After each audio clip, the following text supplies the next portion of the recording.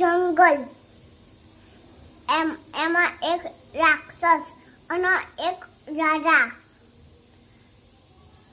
પછી એક મોટો રાજા આવ્યો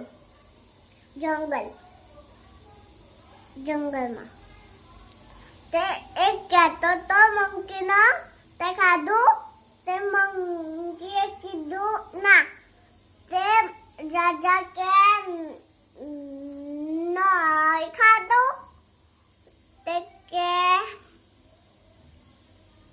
હે હા.